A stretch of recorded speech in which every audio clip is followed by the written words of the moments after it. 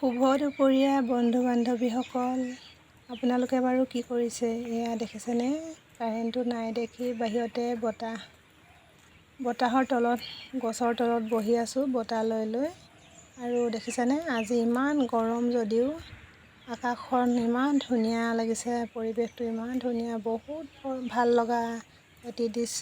সেয়েহে ভাবিলোঁ মই মোবাইলতো আবদ্ধ কৰি ৰাখোঁ আৰু মোৰ লগতে আপোনালোক সকলোকে দেখুৱাওঁ। দেখিছেনে, ডাৱৰবিলাক ইমান ধুনীয়া ধুনীয়া হৈ আছে, দেখি বহুত ভাল লাগিছে। ডাৱৰবিলাক কেনেকৈ চলি আছে দেখিছেনে, পূব দেশৰ পৰা পশ্চিমলৈ আৰু পশ্চিমৰ পৰা পূবলৈ দুখিনি ডাৱৰ চলি আছে। তলেদি যোৱাখিনি পূবৰ পৰা পশ্চিমলৈ আৰু ওপৰে যোৱাখিনি পশ্চিমৰ পৰা পূবলৈ গৈ আছে। দেখি ইমান ধুনীয়া লাগিছে, আপোনালোকেও ভালদৰে লক্ষ্য কৰিবচোন। ইমান মৰম লগা এটি দৃশ্য আপোনালোককো দেখুৱালোঁ। দেখিছেনে কিমান ধুনীয়া, ইমান ধুনীয়াকৈ ডাৱৰবিলাক পূৰা চলি আছে।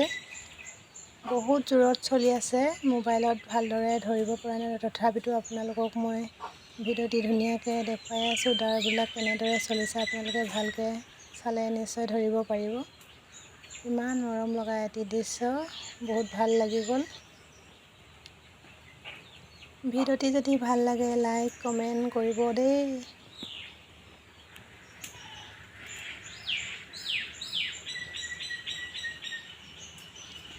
Bye bye.